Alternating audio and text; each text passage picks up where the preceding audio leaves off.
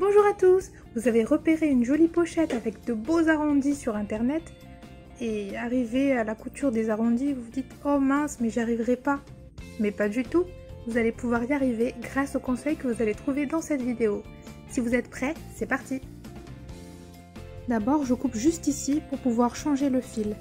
C'est important ensuite de tirer le fil depuis le bas pour ne pas encrasser notre machine. Et j'utilise ici un porte-cône parce que je trouve que c'est plus économique si par exemple on devait utiliser à chaque fois les mêmes couleurs ou pour s'entraîner à coudre. C'est très économique. Je tenais aussi à montrer comment enfiler une machine parce que si vous débutez en couture, c'est important de savoir enfiler une machine. Ici, j'ai un enfilage automatique, mais si vous n'en avez pas sur votre machine, n'hésitez pas à aller voir ma vidéo qui s'intitule 3 astuces couture à ne pas rater pour vous aider à enfiler votre machine de manière plus rapide, même si vous n'avez pas d'enfilage automatique. Là, je suis en train d'installer la canette dans son boîtier. Pour remonter le fil de canette, je tire sur le fil supérieur qui est déjà dans la fente du pied de biche en tournant le manivelle vers moi et voilà, le fil de canette est remonté. Et enfin, ne pas oublier de mettre le fil supérieur dans la fente du pied de biche. Ici, nous allons commencer, on fait comme si on cousait une vraie pochette, 3 points en avant, 3 points en arrière, et j'ai choisi 1 cm de valeur de couture.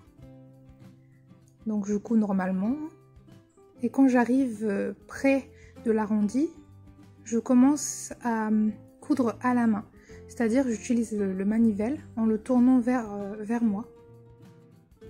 Ici, c'est vraiment une question de patience. Il nous faut piquer l'aiguille dans le tissu avant de le pivoter doucement.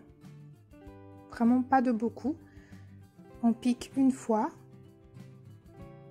on laisse l'aiguille planter, on pivote le tissu, on repique une fois, on laisse l'aiguille planter, on relève le pied de biche. Voilà, c'est vraiment ça en fait le secret pour réussir à coudre les arrondis, bien sûr en s'efforçant de respecter la valeur de couture que vous avez choisie.